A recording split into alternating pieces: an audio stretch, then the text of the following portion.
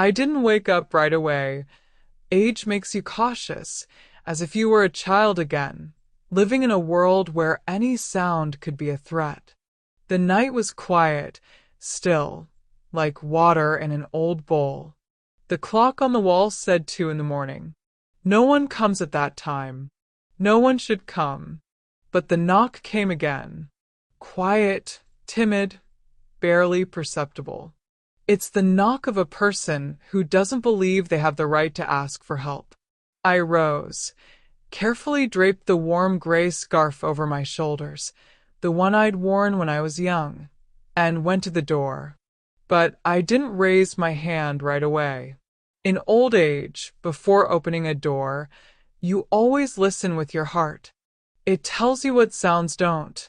Behind the door was something thin, trembling. Something that had known me for too long. I opened it and saw my daughter. She stood in the doorway, white as a winter's morning frost. Her eyes glittered with unspoken panic. Her hair was loose, as if she'd fled somewhere in a hurry. Her fingers clung to the doorframe, as if to the last thread holding her soul from falling. "Mom," she barely whispered, and that whisper was weaker than the night itself.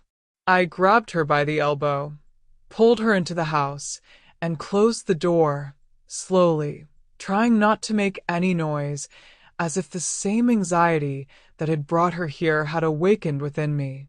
She sank into a chair in the hallway, like someone who had been holding a heavy weight for a long time and now can't anymore. "Mom." Her voice broke, became thin. I didn't know where to go. I was so afraid. I didn't ask questions. A mother feels before she hears. I saw. Her fear wasn't about the street or the night. It was within her. She clenched her fingers into a fist, as if trying to hold herself in place. "Today," he told me. She swallowed. "You're making it all up. You're crazy." And he said it so calmly, as if he were talking about the weather. I felt a quiet, cold wave pass through me. I knew that tone. Too many women know it. It doesn't leave bruises. It leaves a void. "Mom, I feel like I'm disappearing. I'm ceasing to be myself." I confused his words with mine. I had to sit down next to her, so she wouldn't see my fingers tremble. "I just opened the door and left," she continued in a whisper. "Without my bag, without my phone, in a coat I didn't even button. And only when I was walking down the street did I realize, I don't know where I'm going. I just knew I needed to go to you." She looked up at me, the same eyes she'd had when she was a little girl. But now they held the fear of an adult who's endured too much. "Mom, something's wrong with me. I think he's breaking me. Quietly. Day after day. I'm afraid of myself. I'm afraid I'll stop understanding what I feel." I hugged her, carefully, slowly, like someone you shouldn't disturb with sudden movements. She pressed herself against me, small and fragile, just like she had been when she was a child. But now her fragility wasn't childish. It was the result of suffering. I stroked her hair, feeling it tremble with her breath. "You're home," I said quietly. "No one can break you here." She closed her eyes, and for the first time in a long time I exhaled. "Daughter. My girl. My blood." She came to me at night, just like she did when she was 5 years old, afraid of the dark. But now the darkness didn't live in the room. It lived in her soul. And I knew this night was only the beginning. She hadn't come just to spend the night. She had come to escape. And what she would say next already pounded harder in my heart than her knock on the door. The kitchen had always been my warmest place in the house, not because of the old kettle or the lamp with the yellow shade, but because it was here that years of quiet conversations, laughter, and late-night confessions were stored. And now, in that same kitchen light, soft and slightly dusty, sat my grown daughter, hunched over, her hands clasped together, as if hiding all her fear between her fingers. I placed a mug of hot tea in front of her. She cupped it in her hands, as if her life depended on its warmth. We sat in silence for a few minutes. It was as if she was gathering from the air the fragile words she was afraid to utter. "Mom," she finally said, "I have to say something." Are you mad at me?" I shook my head quietly. Why should I be mad? She stared at the tea for a long moment, as if it reflected her fate. Only then did she raise her eyes, and for the first time, I saw in them not only weariness, but also what frightens me most: self-doubt. I think he's rewriting me, as if he's erasing one line and writing another in its place. Quieter, more imperceptibly, more tenderly. And I myself don't understand how it happens. I didn't interrupt.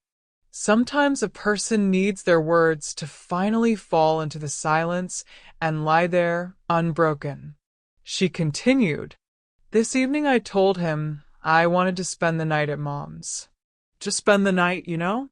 It's normal, you know?"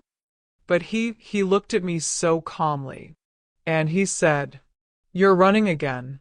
You always run. You need to get treatment." And then, like a prescription, he said, "You." "Sick." Very slowly, so I could believe it. I felt something inside me tremble, quietly, with an old, almost forgotten anger. Not anger at him, anger at myself for not seeing it sooner.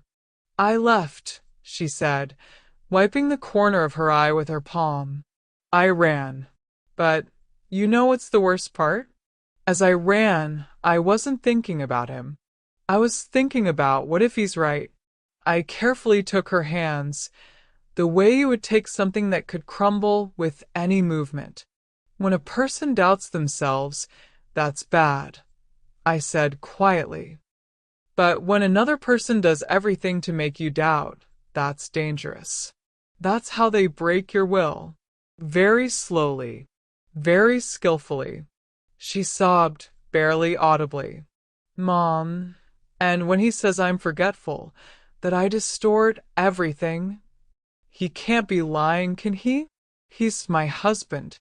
I took a deep breath. I had to speak carefully but honestly. Sometimes the one we let closest turns out to be the one who can hurt the most. And they do it so subtly that you don't notice until it's too late. She looked down at her tea. It was almost cold. "Mom, he doesn't yell. He doesn't hit. He doesn't forbid. He just explains. And every time, I'm left with the feeling that I'm wrong, that I'm a bad wife, a bad woman, a bad person." She looked up, and there was a plea in it, almost childish. "Mom, tell me I'm okay. Please." I placed my palm on her cheek. "You're okay, my girl. But the way they treat you, no." She closed her eyes and pressed herself against my palm, the way she used to do as a child when she was sick. We sat there for a long time. The silence was thick, but not heavy, like a blanket you can breathe under. And then she spoke in a completely different voice, quiet but determined. "Mom, there's something else. I couldn't tell you before. I was afraid, because it's not about words anymore. It's about what he's hiding, about what I saw." She fell silent. Her breath caught. I felt a chill slowly creep up my spine. "Daughter," I said quietly, "tell me everything. I'm here." She took a deep breath and said, "Mom, tonight, my heart stopped with fear, because I realized that he's not who he seems. And what he's doing to me isn't an accident. It's a plan. She exhaled in a trembling voice. And I'm afraid he won't let me leave. Never. The words hung in the kitchen like shadows. And I knew our life would never be the same again. And the worst part, I knew this was only the beginning of what she had to tell me. The night turned into a silence that pressed like a snow crust, thick, dense, preventing you from taking a step or breathing. We sat in the kitchen, and I looked at my daughter, so grown up, so tired, so small next to me. The shadows from the lamp fell on her face, making it look older than it really was.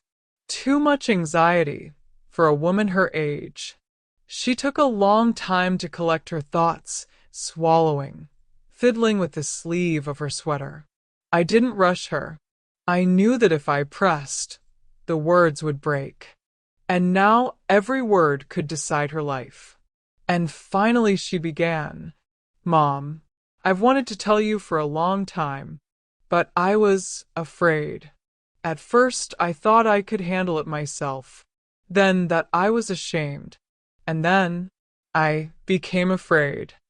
Truly scary. She ran her hand over her temple, as if removing an invisible web of memories. It all started a few months ago. You know, I always trusted him. His calm, his measured manner. He had a way of speaking that made me feel stupid, but guilty, as if I was always doing something wrong. She sighed, and I sensed the most important thing was yet to come. And then one day, she continued, I noticed he'd started keeping an extra close eye on my things. Little things at first, checking where my keys were, asking why I'd taken my purse instead of my backpack, why I'd left 40 minutes longer than usual. I frowned, but remained silent. Then more. He started saying things like, Are you sure you went there? Are you sure that's how it all happened? I think you're forgetting.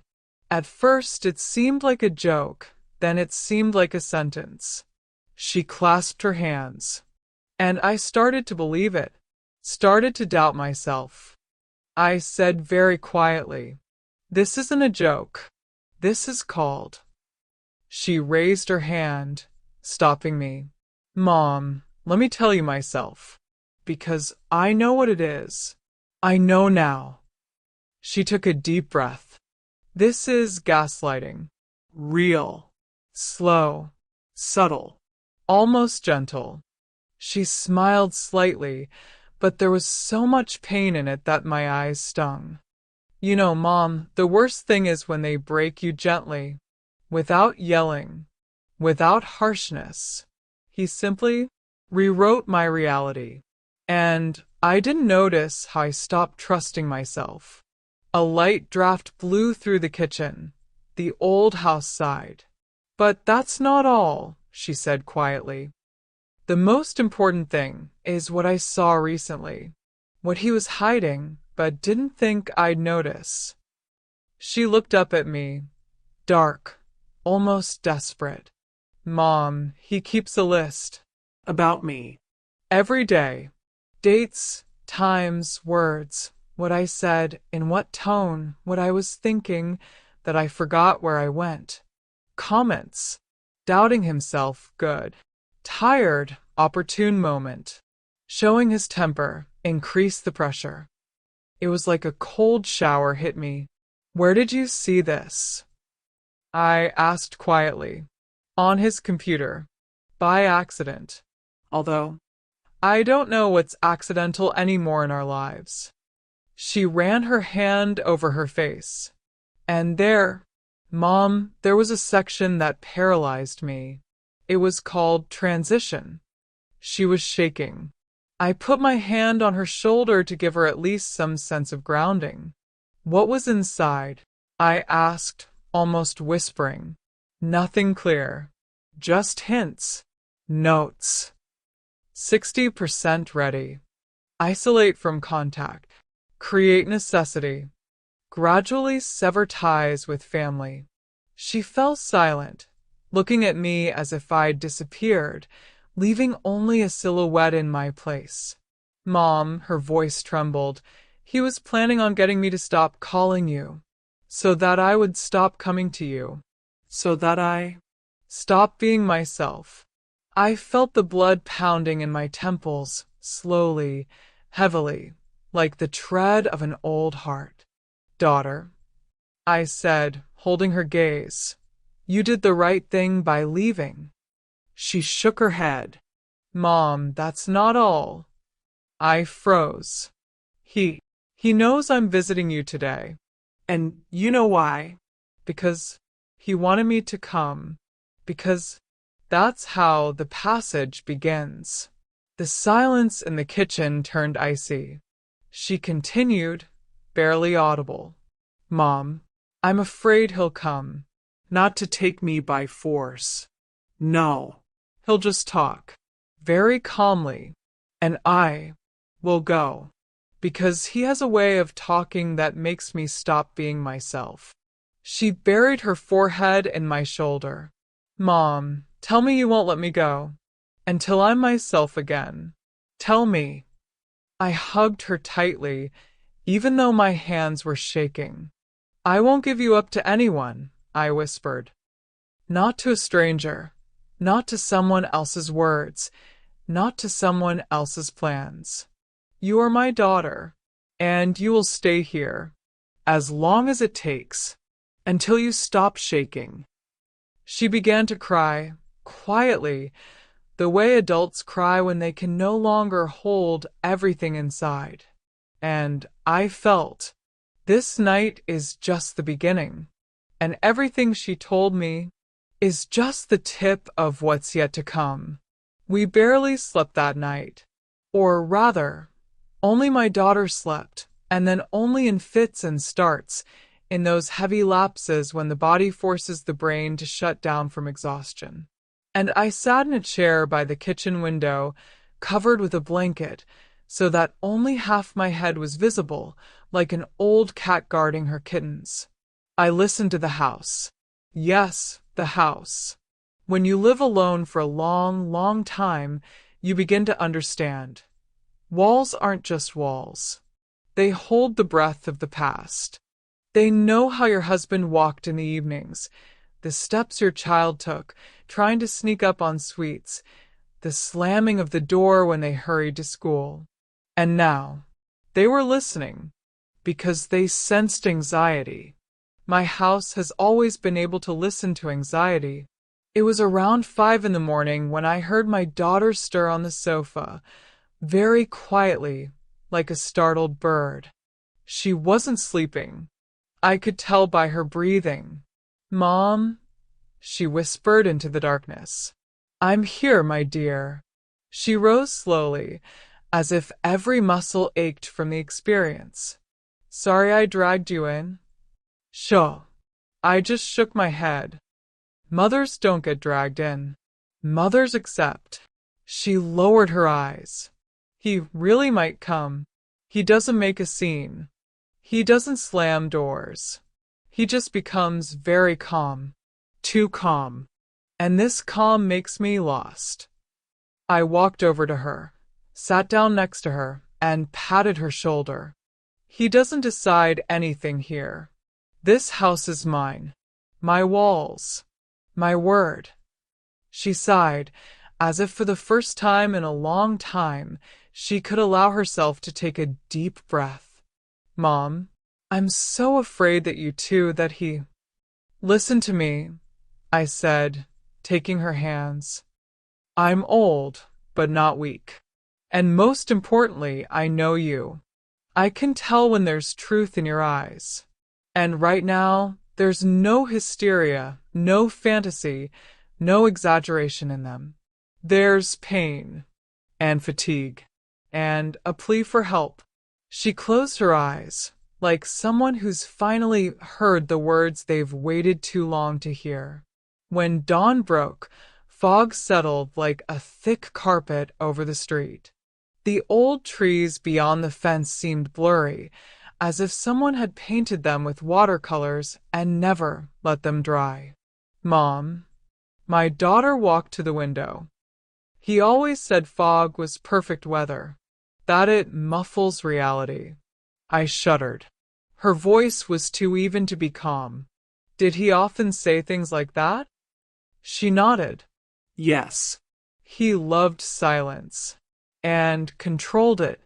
Sometimes I thought that he created it. I repeated quietly, silence. Yes. He could stand in the middle of the room and just wait until I stopped talking, until I stopped thinking, until I adjusted to him. Her shoulders slumped. Mom, when you live with someone like that for a long time, you stop understanding that silence should be yours, not his. I squeezed her hand. Here, the silence is mine. And it's kind. It doesn't drown you out. It heals. We stood by the window until the fog began to clear. And when it did, I had a strange feeling. Uneasy. Not anxiety, no. More like a premonition. It was as if the house was saying, "Get ready." By noon, my daughter felt better. The kitchen smelled of oatmeal cookies, an old recipe she'd loved as a child. I decided to bake some to bring back a little sense of home. She sat at the table, warming her palms on a mug of tea, and for the first time in forever, her gaze was soft, almost real. But just as she took the first cookie, a quiet, barely audible knocking sounded in the hallway. Not loud, not insistent, as if the person didn't want to disturb, but wanted to come in without intruding. My daughter froze. She turned pale. Mom, she whispered, that's how he knocks. And I felt a chill in my chest. They knocked again. Quietly, confidently. Not scary, but so calm that it made it even scarier. I slowly straightened up. You're staying here, I said quietly. Not a sound, not a step. She nodded, and her eyes lit up with that familiar terror that comes when a person is faced not with danger, but with something they've long known. I walked to the door. I placed my hand on the handle, and I heard a voice, polite, calm, almost gentle. Mom, are you here? I just need a couple of minutes to talk. Behind me, my daughter quietly inhaled, and I understood. This door is a boundary. If we open it incorrectly, we will lose what we began to reclaim last night. I took a deep breath. I summoned all my old wisdom, and very calmly I said, "This is my home, and I'll decide who goes in. Now, no one." There was a pause on the other side of the door, too long to be normal, and in that pause I realized he hadn't expected resistance. None. Mom. The voice on the other side softened slightly. She's afraid for nothing. I need to talk about everything. You understand. Oh, I understood. And too well. I slowly backed away from the door, and a chill ran down my spine. Not from fear, but from clarity. This man didn't raise his voice. He didn't threaten. He didn't ask insistently. He was too polite. Too gentle. Too confident that his calm was strength. I returned to the kitchen. My daughter sat, turned away from the door, her palms pressed to her face. And I said to her quietly, "This is just the beginning, darling." She looked up at me, the same look I hadn't seen since she was a little girl, lost among adult problems. Mom. Her voice trembled. I don't know how to fight him. I hugged her, and I answered, "And you won't have to fight him, because now We won't be alone against him. And he'll be alone against the whole truth that you've finally spoken out loud. She buried her face in my shoulder, and I felt her tremble again. But in a different way. Not from fear. Because for the first time in a long time, there was room in her heart. For hope. And at that moment, the knock on the door came again. This time, a little louder. The knock came again. Muffled, steady, not meant to frighten. It was meant for something else. A reminder. I stood in the kitchen, hugging my daughter, and felt the sound spread through the house, like someone throwing a pebble into water. Ripples spread across the walls, across the floor, through the air, and returned back to me. Mom, my daughter whispered. He won't leave until he gets what's his. I stroked her hair. People who are used to controlling everything think the door will open on its own from their voices. But not today, darling. Not in my house. She pressed herself slightly against me, as if returning to childhood, to a time when adults could still protect. I approached the door again, but not too close. Distance gives wisdom, and time to think. I hear you, I said calmly, but you won't come in now. Pause. The same long, drawn-out pause. Mom, my voice grew quieter. I'm worried about her. You're doing it wrong. She's my wife. I need to know she's okay. I closed my eyes. The tone was perfect. How ironic. Some people build control not through shouting, but through caring intonations. Not through force, but through gentleness. A gentle, suffocating muse. She's resting, I said evenly. She's safe. That's the main thing.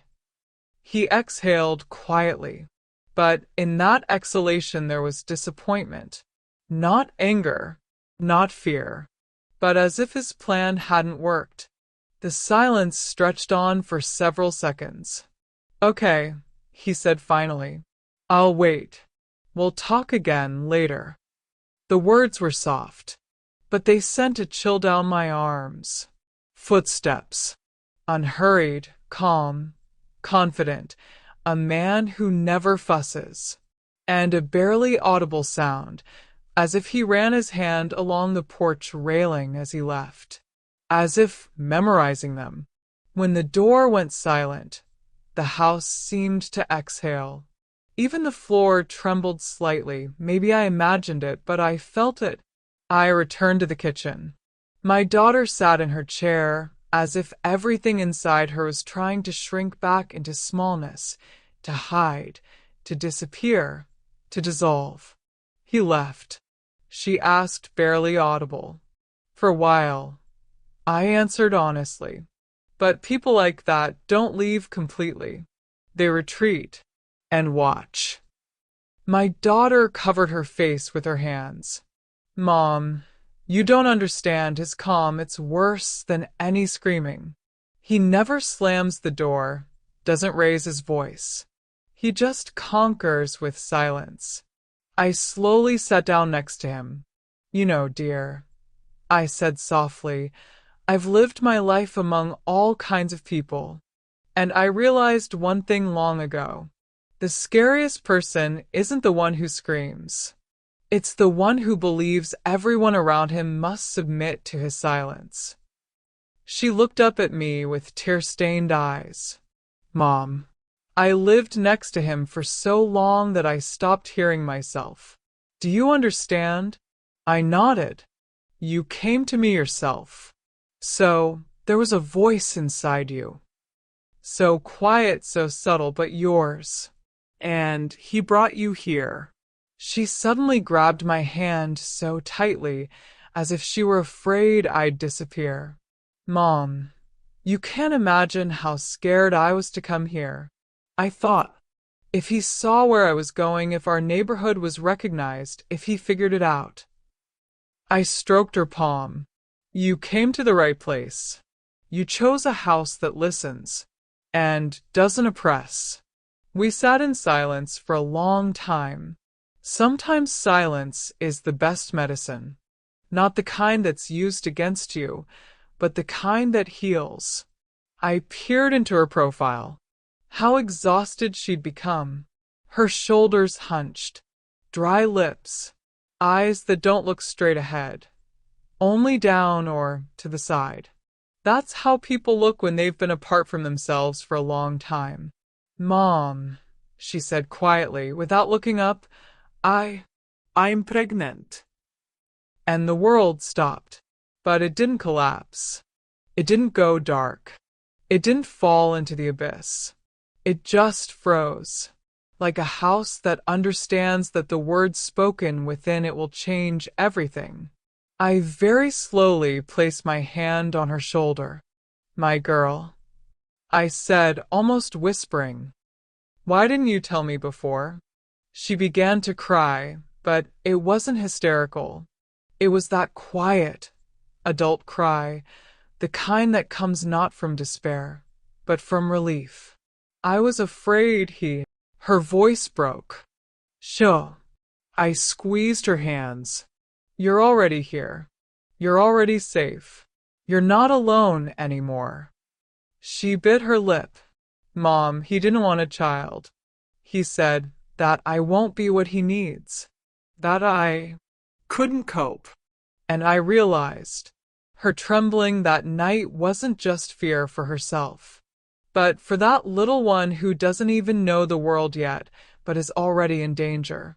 I stood up, went to the closet, and pulled out an old blanket, the very one I used to wrap her in when she was a child. Come here, I called softly. She approached slowly, as if afraid to ruin the moment. I wrapped the blanket around her, carefully, just like when she was a child. Mom, her voice trembled, like a child.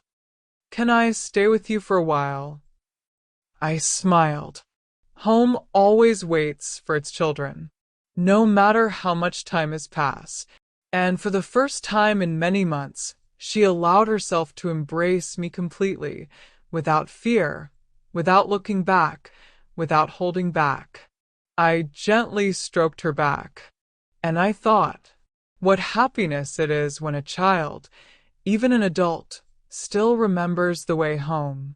But deep down in my chest, I felt it. He won't stop. And the fog that shrouded the street in the morning was only the beginning. Morning didn't begin right away. First came the light, timid, hesitant, as if it, too, was afraid to disturb the sleeping ones. Then came the smell of coffee, which I brewed almost automatically. My hands remembered the movement better than my head obeyed my thoughts. And only then, the sound of my daughter's breathing. Calm. Even. At last, not shaking. She was asleep on the living room sofa, curled up like a child, her cheek buried in a blanket older than she was. The morning light touched her hair, making it softer than it had been the night before, as if the night had taken away some of her anxiety. I stood in the doorway and simply watched. Sometimes a person needs to see their child sleeping to believe again that everything will work out. I walked into the kitchen. The house was silent, but not the kind that oppresses, the kind that heals. But I knew such silence is fragile, like thin glass. A single wrong look can shatter it. My daughter's phone lay on the table. The screen flickered, unread messages. From him. I didn't touch. Someone else's life is like someone else's pain. You can only touch when they ask you to. I turned to the window. The street was almost empty. Just the mailman in the distance and an old cat on the neighboring porch. But the house felt a gaze. Not mine. Someone else's. I didn't see him, but I was sure he was there. Some people don't come, they watch. When my daughter woke up, she smiled for the first time in a long time.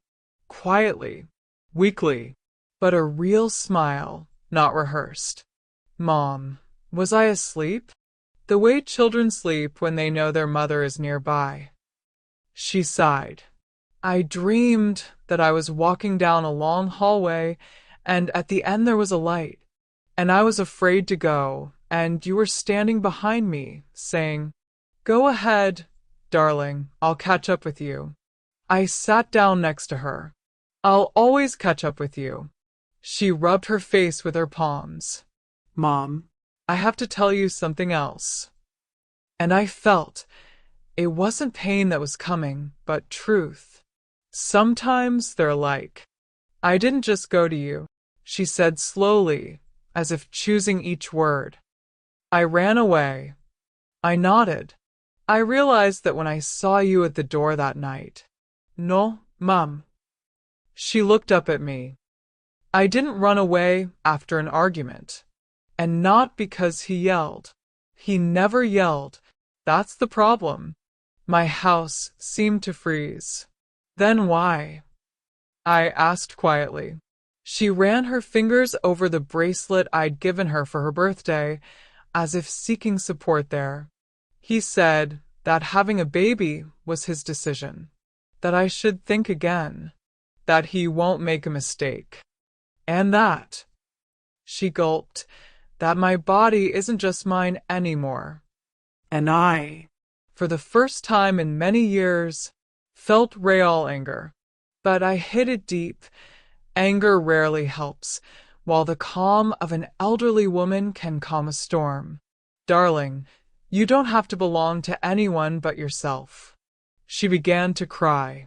"Mom, I'm afraid he'll come for me, that he won't leave, that he won't let go." I covered her hands with mine. "Such people don't let go, they get used to it. But here's the important thing. You're already gone. And he didn't expect it. Powerful departures always knock such people off their feet." She said in a trembling voice, "Do you think he's somewhere nearby now?" And I could have calmed her with beautiful words. Say that it's all over, that he wouldn't dare, that you're safe. But lies are also a form of cruelty. I said quietly, wisely, "I think he's looking for a way to get back to what's familiar. But what's familiar to him isn't your happiness, darling. It's your silence." She froze. "But you have the right to a voice." She cried harder, and I simply held her as the morning slowly turned to day. We talked for a long time, about the future child, about fears, about our mistakes, about her life with him, about the little things she used to consider normal, and which were chains, simply soft.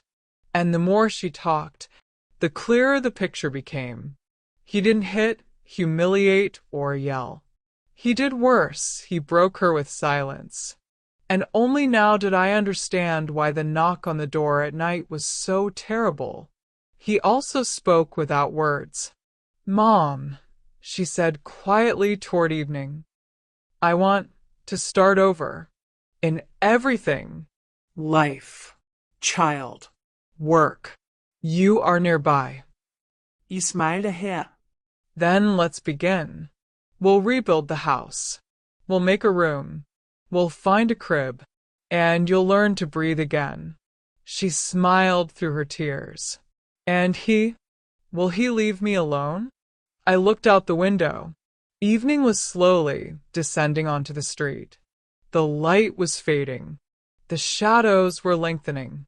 And by the distant street lamp, someone was standing. A quiet silhouette, motionless, like a gaze. "He'll think about it," I said finally, calmly and confidently. "Thinking is good. For everyone." She didn't see the figure. And she shouldn't have. "Mom." She took my hand. "Thank you." "For what, darling?" for coming here last night." I pressed her hand to mine. "So you knew. The house will save you." But inside, I knew the night wasn't over yet, and her secret wasn't the last. But the silence near the lantern isn't harmless. Evening didn't come. It descended, quietly, almost inaudibly, like an old blanket slowly slipping onto your shoulders. And the whole house seemed to hold its breath along with us. My daughter sat in the kitchen, covered with my warm shawl, which held the scent of chamomile and the old chest. She held her cup with both hands, not because of the cold, but to stop her fingers from shaking. "Mom," she whispered, "I'm scared. Today, now, even the silence is terrifying." I sat down next to her and placed my hand on her shoulder. "Fear is memory, darling. It comes not because danger is here, but because it remembers how it once was. The body remembers darkness faster than light." She closed her eyes. "But I want the light to return, too." "It will return. Light always comes to those who knock on the door at night, seeking salvation." She looked at me, and for the first time, her eyes showed not fear, but a plea for support. The phone on the table flickered again. And again his name. But my daughter wasn't looking. She knew it was her past trying to regain control. I quietly turned the phone face down. "Did he call last night?" she asked suddenly. "No," I said softly. "He will call." People like that can't accept silence from others. They think everything should revolve around them. She smiled bitterly. "He said that I was too sensitive, that I was making things up, that I was exaggerating." And then he simply stopped looking at me for a whole week. I nodded. "It's not anger. It's punishment." My daughter shuddered, and I realized the word had landed precisely where the nameless feeling had lingered for years. "Mom," she said almost in a whisper, "do you think he could have done harm?" I didn't answer right away. Older people rarely respond hastily. We understand that words are like doors. Once opened, they can't be closed again. I sighed. "He doesn't love you. He loves to possess. But to hurt, he has to overcome himself. And such people are too cowardly for open evil." She sighed with relief. "But they are capable of quiet cruelty," I continued. "They don't scare you with their hands. They scare you with silence. They scare you with reminders. They scare you by staying outside the door for too long." She turned pale. "Mom, you said—" Her voice wavered. "That he isn't here?" I looked out the window. The dusk was deepening, and the street seemed to dissolve into it. The silhouette was gone, or perhaps it had simply gone somewhere harder to spot. I returned to my daughter. "He's hesitant to take a step yet. He's confused. You've taken control from him. For people like him, that's worse than any loss." She buried her face in my shoulder. "Mom, I'm tired of being so afraid." To distract her, I suggested, "Let's go to my room. I want to show you something." We went up to the second floor. I opened a small wooden cabinet. On the top shelf lay an old, tattered album, tied with a ribbon. "Are these?" She smiled in surprise. "Photographs. My youth," I said, sinking onto the bed. "And yours too." We opened the album. The room grew brighter, not from the lamp, but from memories. There she is, little, in her father's arms. There we are, the two of us. She's eating snow, I'm laughing. Here's the first day of school. And here she is, grown up, almost a woman, but still with a sparkle in her eyes that seemed extinguished by the recent years. Mom. She touched the graduation photo. I was good. You're still good. No. She shook her head. I've become somehow small. As if he shrunk me. I quietly covered her hand. You can't be shrunk, darling. You can only be drowned out. But now you're starting to resonate again. She closed her eyes and nodded, as if agreeing for the first time not with me, but with herself. When we returned downstairs, the house was warm. I put the kettle on. She sat by the window. Mom, she said suddenly, I want to stay here. Not for a day or a week. I want to live with you. Until I get stronger. I walked over and put my arm around her shoulders. The house is open. Always. You can stay here as long as you need. And a little longer. She smiled. A real, living smile, rare, fragile. But as I closed the curtains for the night, I felt her gaze again. Not malicious. Not furious. Lost. Only such a gaze comes from a person who doesn't understand where their belongings have gone, who feels the world owes them what they've lost. But the house chose a side that night, and it wasn't its side. I whispered softly into the darkness. You won't come in here again. And for the first time in many years, it wasn't the night that believed me. I believed me. I woke before dawn. Over the years, I'd learned to recognize anxiety even in my dreams. She comes not with a sound, but with a presence. As if someone were standing next to me, not touching me, but the air was changing. And that night it had changed. I listened. The house was quiet. The silence was thick, like a woolen blanket. But downstairs, as if something had trembled. Not a step, not a knock, but a vibration of space, like when a draft tries to get into the house but can't find a crack. I quietly rose, threw on an old gray cardigan. It had served as a shield since the days when my husband worked night shifts. And I headed for the stairs.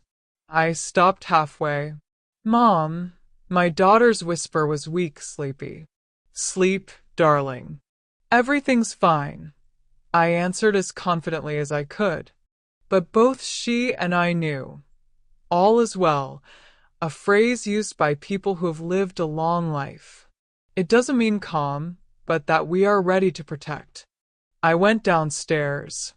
The living room was dark, but I immediately saw the strip of light under the front door was flickering. It only flickers like that when someone is standing too close outside. I stopped 2 steps from the door, not touching the lock. As if I touched it, the connection between the house and whoever was inside would become direct. Go away, I said quietly, not threateningly, not trembling. Simply like a mother who knows her child has done something stupid. There was no answer.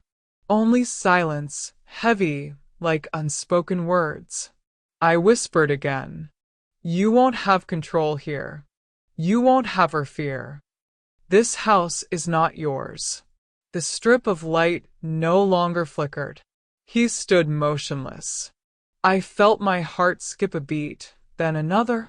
But the fear didn't return. There was simply nowhere for it to return. I'd closed all the interior doors these days.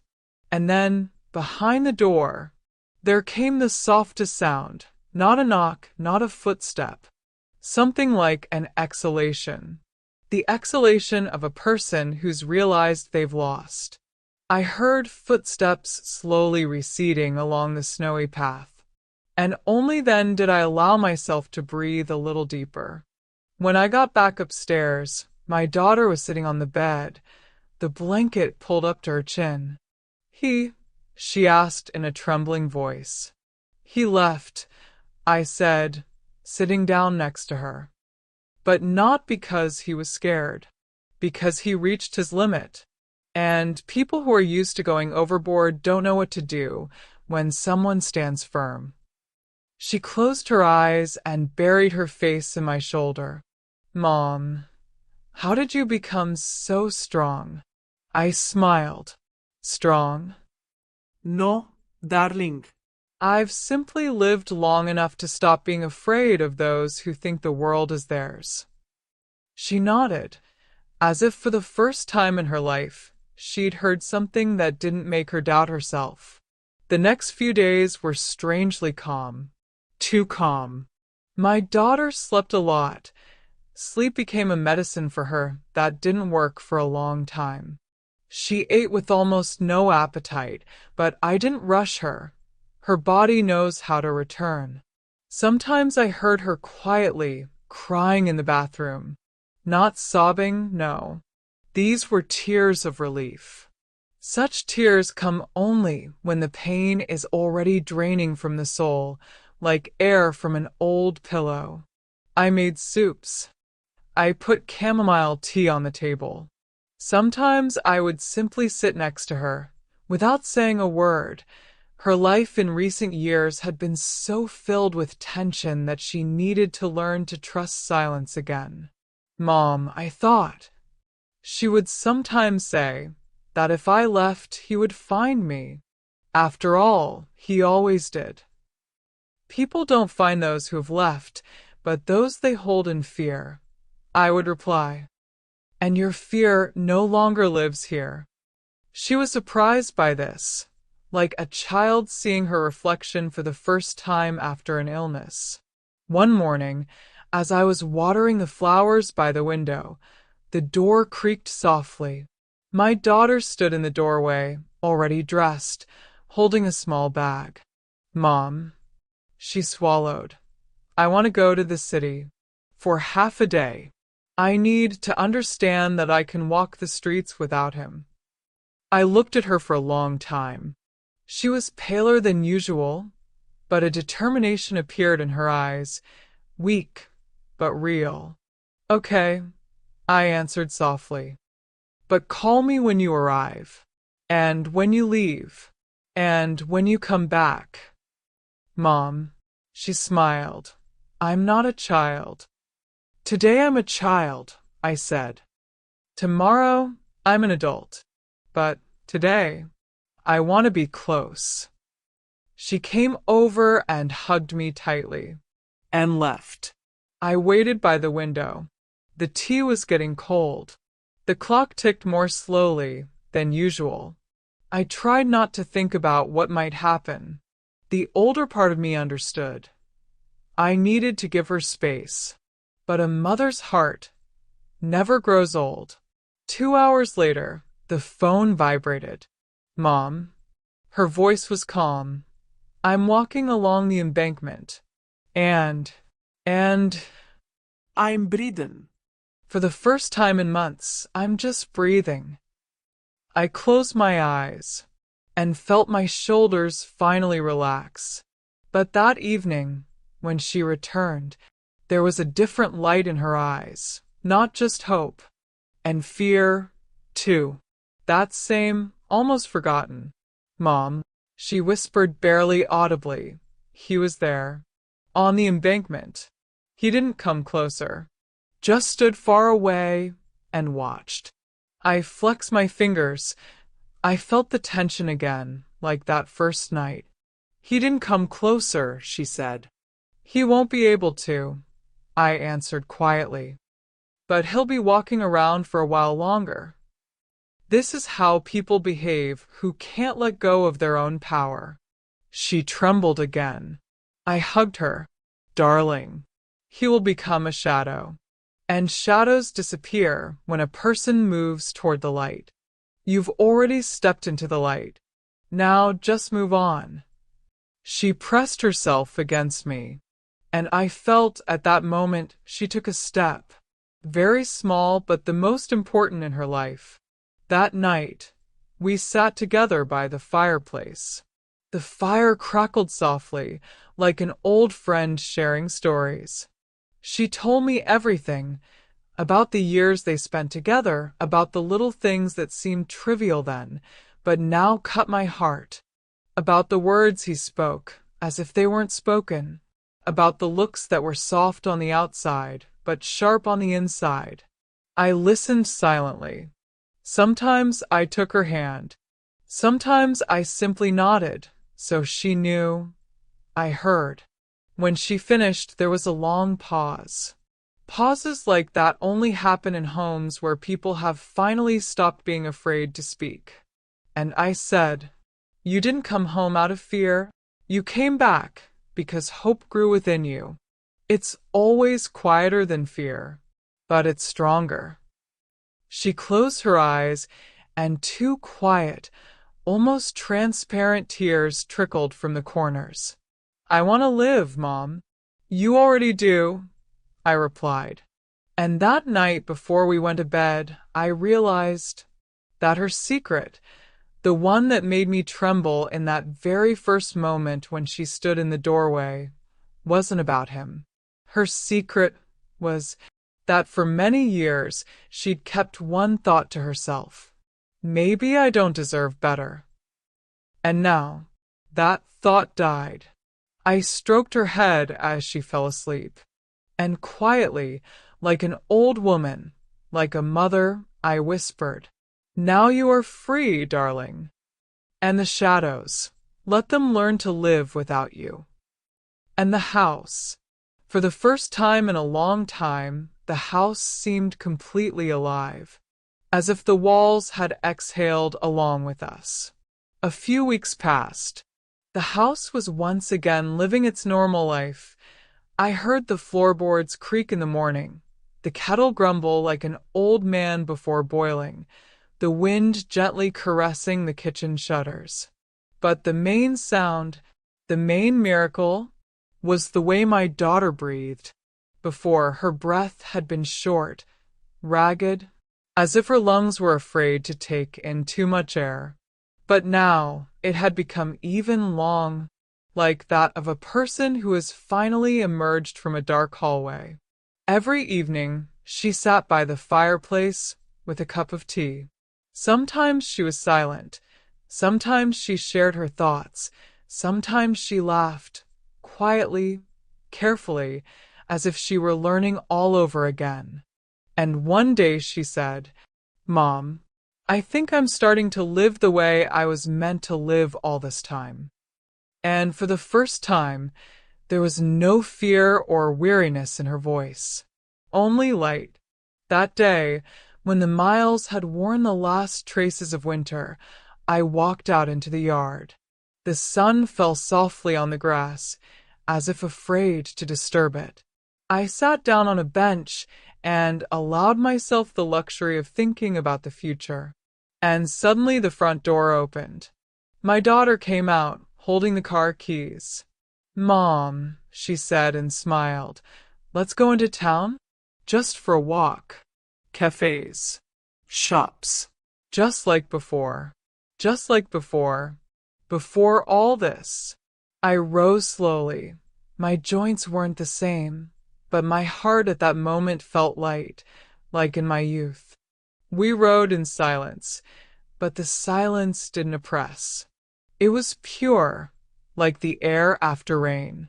We sat in a cafe on the corner, drinking plain coffee and eating overly sweet buns. And laughed. Yes, we laughed. The way women laugh who no longer fear tomorrow. Albeit in different ways. She laughed louder. I laughed quietly, with a trembling exhalation.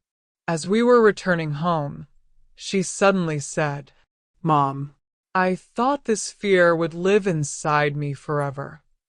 "And now?" I asked. "Now I see it, but it's already outside, like an old silhouette that has lost its importance." I nodded. "Yes. Sometimes fear doesn't go away right away, but it stops commanding, and then a person finally hears themselves. That evening, Sitting by the fireplace, I noticed my daughter had taken out her notebook. She wrote for a long time, line after line, carefully, slowly. "What is this?" I asked. She looked up. "I want to write everything down so I'll never forget who I am again, and who I don't want to be around." And I realized my girl hadn't just been saved. She had begun to rebuild herself layer by layer. That night, I went out onto the porch to breathe, as I've been doing for many years. The air was quiet, soft. There were no footsteps, not a shadow at the gate. Even the wind seemed to pass by our house, respecting the peace. I looked at the sky, a scattering of cold stars, like scattered beads from an old jewelry box. And I thought, everything ends, even what seems endless. And at that moment I felt that something inside me, too, had ended. Not fear, not anxiety, but the long, long journey of a mother who, for too many years, walked invisibly, yet unceasingly, beside her daughter. Now she walks on her own. And even if her steps are still uncertain, she's walking on her own. At dawn, I heard someone moving quietly downstairs. I went downstairs and saw my daughter in the kitchen. She was making breakfast, not to please, not to numb her guilt or anxiety, but simply like that herself. She put down 2 cups of tea and looked at me calmly, directly. "Mom, thank you for being with me." "I'm always with you," I replied, "but from now on, you'll go easily. I can see it." She smiled, for the first time, like a child. And at that moment I knew we survived. We emerged from that long, dark night. And now there's silence in the house, but a completely different kind. Not the kind that threatens, but the kind that heals. I looked out the window. The frost was melting. Life was beginning anew. And I whispered, the way old women whisper, with so much pain, so many roads, and so much love behind them. "Everything will be all right, darling. Now it definitely will be." And for the first time in many years, I believed it not because I had to, but because it had become true.